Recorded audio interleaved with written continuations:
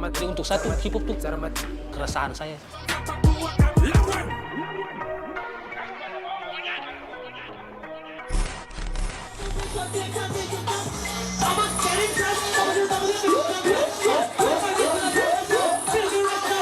Ketika para rapper sudah menguasai mikrofon, kebisinganlah yang melanda.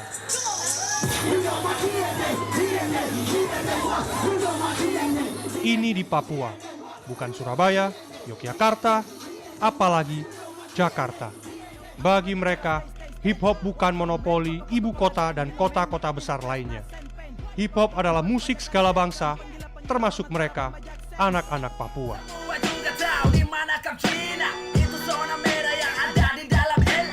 Semua bermula sekitar 2006.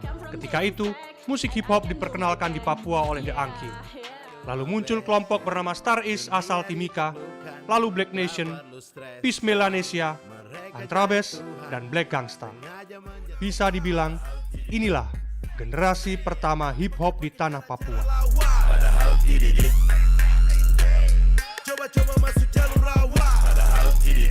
15.000 kilometer dari negeri asalnya, Amerika Serikat, hip hop masuk ke pelosok-pelosok Papua. Dari Jayapura, melebar ke Manokwari, Sorong, sampai Nabire. Hip hop Papua pun menemukan identitasnya sendiri. Mulai dari bahasa, dialek, gaya, sampai isu yang disuarakan sangat khas Papua. Sesuai takdir kelahirannya sebagai alat memberontak terhadap kemapanan, rapper Papua pun menerabas aturan baku dalam bermusik di tanah Papua yang mapan dengan partitur dan bernuansa rohani.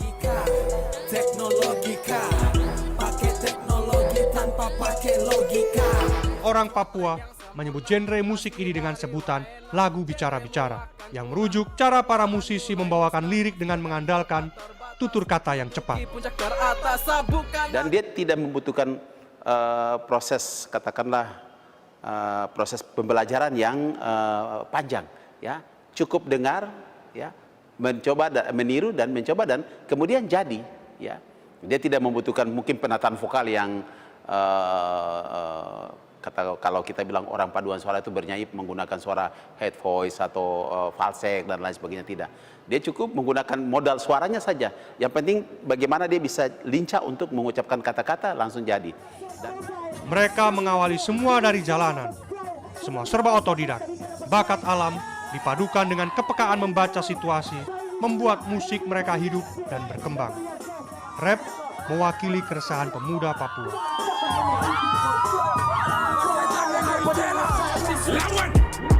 Bernyanyi itu jadi bagian yang tidak perlu dipelajari terlalu berbelit-belit. Itu ya orang bilang di dalam kandungan itu dia sudah bisa bernyanyi, anak-anak itu bisa bernyanyi. Sehingga tinggal dia diizinkan oleh Tuhan untuk hadir ke muka bumi dalam proses perkembangan, kemudian dia bisa bernyanyi dengan sendirinya.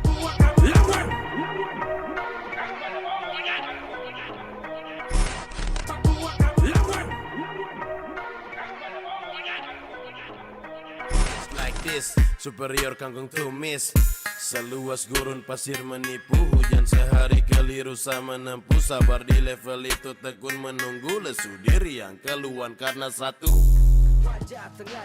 Kemudian muncul ratusan rapper di tanah Papua. Ada Renslam,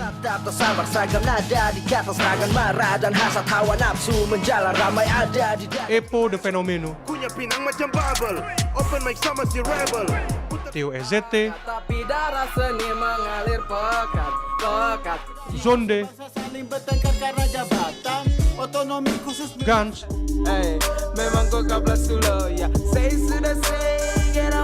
sampai Papin MC. Mereka tumbuh dengan karakter berbeda. Di Papua, rap tak hanya berkembang sebagai musik individu. Di setiap distrik tumbuh kelompok dan komunitas besar. Ada LA Nation di Abepura.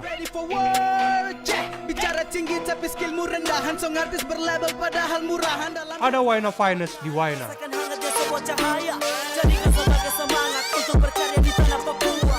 Ada Boy Rap Polimak atau BRP di Polimak. Baku tukar nomor HP, HP ini bukan PDKT. Jayapura ini waktu itu tahun 2012 itu sedang eksis untuk ini mewakili tempat tinggal masing-masing gitu. Jadi sudah ini kita bentuk nih sudah tempat tinggal kita, daripada kita tercerai-berai gini, lebih baik kita bentuk dalam satu komunitas. Wayna Finance itu udah terbentuk pas 2015. Jadi waktu itu kita ada sebelum Wayna Finance kita punya satu komunitas besar. Bermula dari 2008 dengan nama The Closing Community. Tapi pas semua berjalan, tiba-tiba kandas di tengah-tengah. Ada problem di dalam. Munculnya kelompok-kelompok ini yang melatari tema lagu persaingan kelompok atau gangsta yang mereka sebut dengan diss track. Aduh, itu banyak sekali tuh kejadiannya, itu sampai ada perkelahian. Kita bahkan juga sempat baku dikejar mengejar. Ya banyak lah, maksudnya sampai hampir terjadi perkelahian, bukan hampir lagi tapi memang ada sebagian sudah terjadi. Ada sisi gelap dalam dunia hip hop Papua tatkala lirik yang menyerang kelompok lain menyulut kerusuhan pada 2010. Peristiwa itu mengajari mereka bahwa musik adalah soal respek. Begitu ada rapper yang bermasalah, mereka menyelesaikan lewat battle rap. Battle rap adalah pertarungan dua rapper yang saling berbalas kata-kata. Begitulah cara mereka menyelesaikan masalah.